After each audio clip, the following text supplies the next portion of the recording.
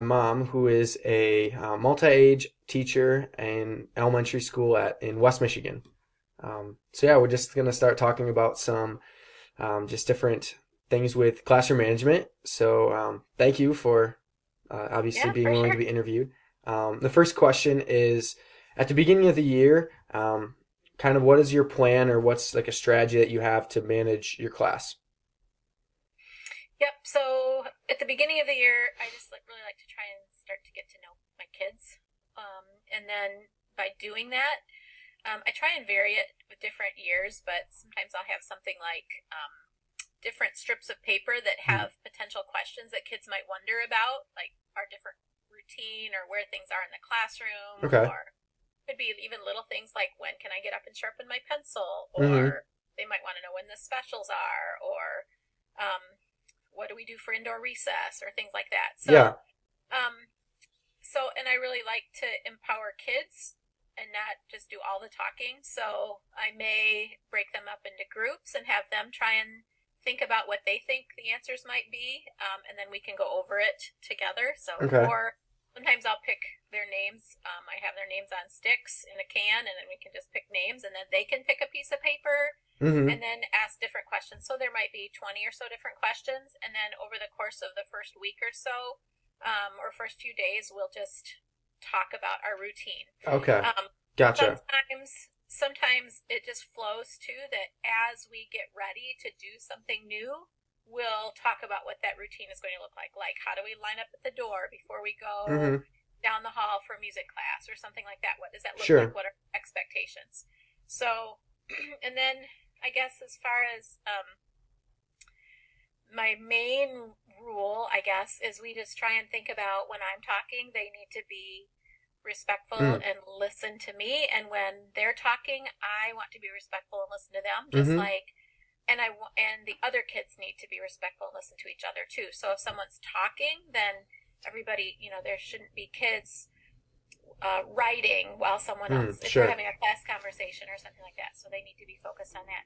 The other thing I guess I would say too is that we talk about what does learning look like and what does learning sound like, and so we brainstorm together and we make kind of a class like a contract kind of, but we make it a big poster, and then so we brainstorm together.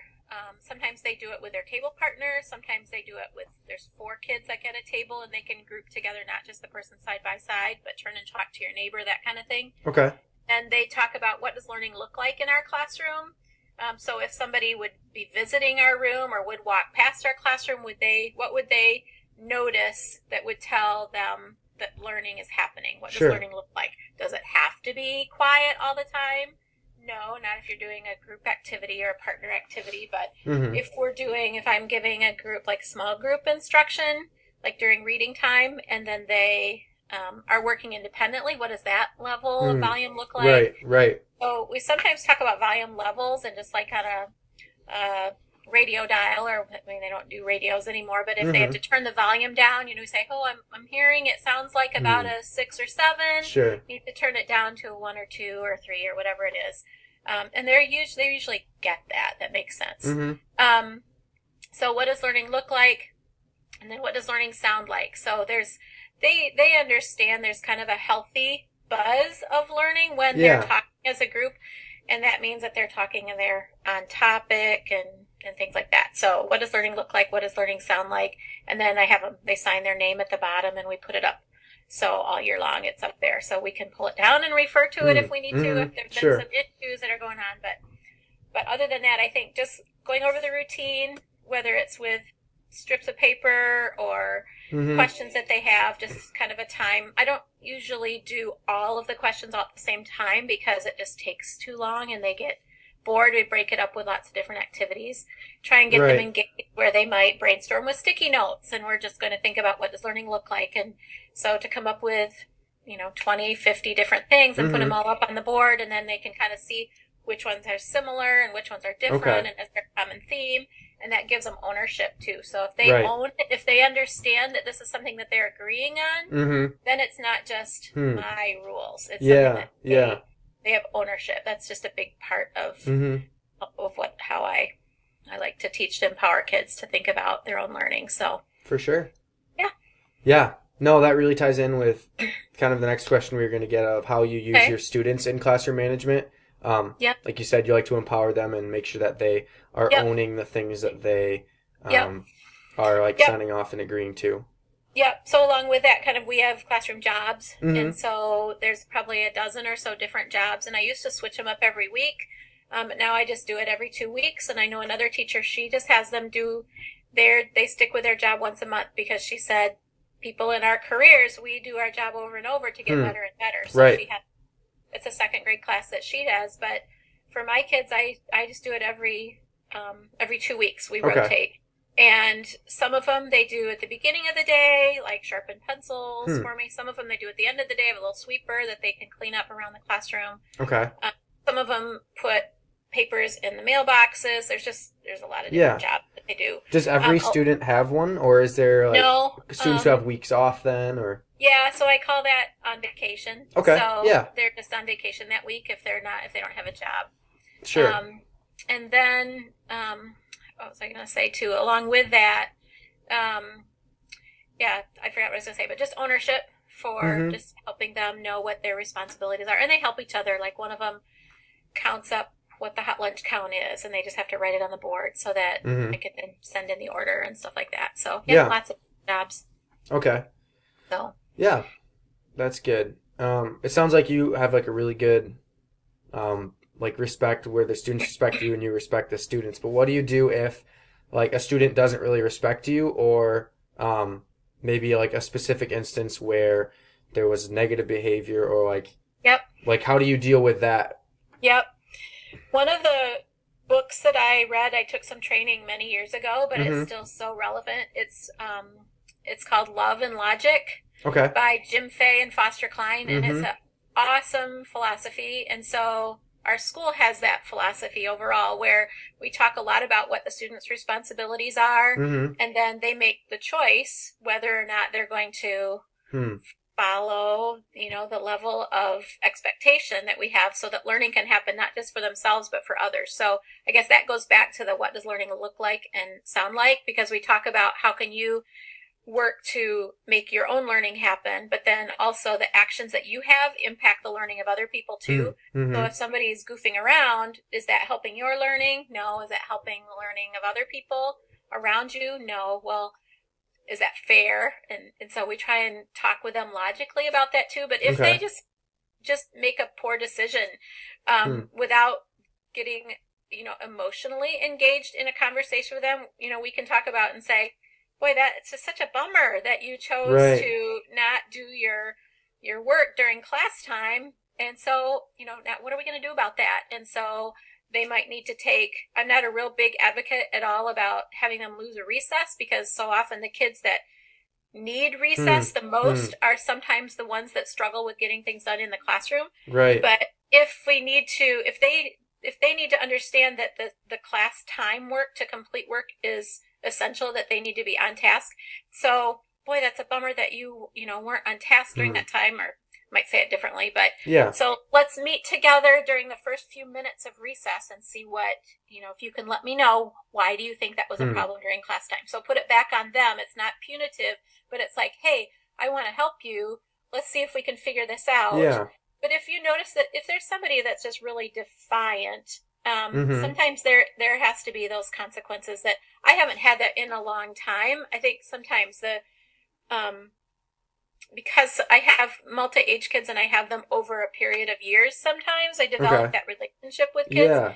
I think relationship is huge. You can't be their buddy, friend, but yet there is an element where they understand that you really care about them and you want Mm-hmm. what's best for them, and that you're there. Your job is to help them teach, and Hmm. their job is to learn. And so we have to work together with that. And so how are we going to work together? Hmm. So, but sometimes, I had a different teaching job years and years ago in another school, another community, and it was a much more culturally and socioeconomically diverse community.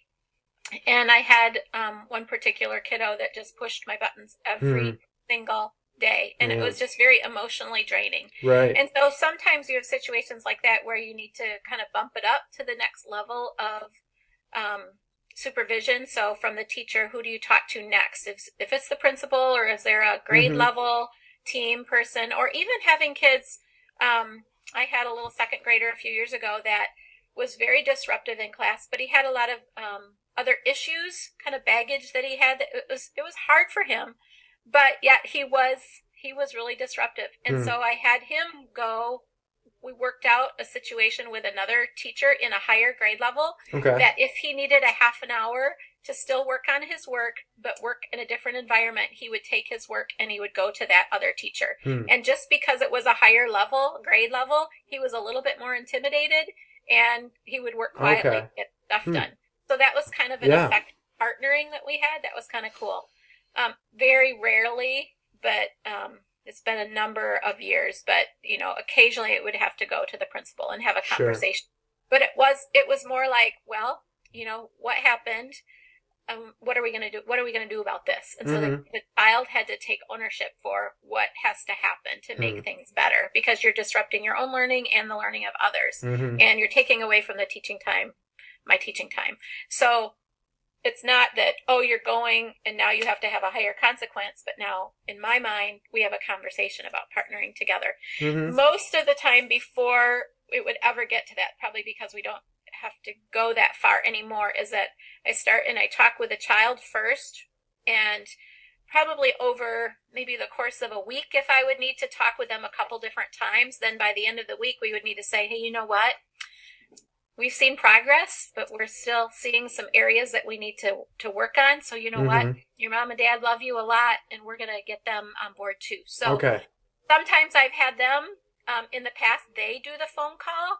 Hey, Mom, I'm here with Mrs. Walters, and I've had some things come up this week in school, and I need to talk to you about them, because I tell the kids, you need to do the explaining of why you're calling. You're not handing the phone off to me, and I'm not relaying it when you're right there, because all of a sudden that raises that level of ownership a ton, and they have to be able to explain why they have to call. And then they'll say, now here's Mrs. Walters, and then we'll either set up a time to meet, or I'll further explain something. And then most of the time, the child will come back the next day. They might have a letter of apology, either to me or to another student, or we'll work up some type of a behavior plan where if they're showing, sometimes we'll break it down into, I've done this with different kids, sometimes kids that have some other special needs too, where it's really hard to stay focused for a longer period of time. But we'll have like either subject by subject, or like a bigger chunk of time if they can handle it, a morning and an afternoon time where did you handle this? Were you on task? Did you, if they're blurting out all the time, just what kinds of things do we need to focus on? And for younger kids, you can give them a happy face, a straight line, or a sad face, and they can kind of mark it.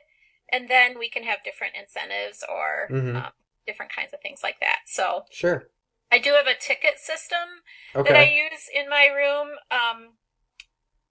I don't hand out tickets left and right. I talk to the kids at the beginning of the year. Part of our procedures is that they earn a ticket a day. It's kind of like their paycheck that they earn. Like I earn a paycheck, I tell them, for their effort to do their job well. And we actually give them their payment, their ticket at the beginning of the day. You earn your ticket at the beginning of the day.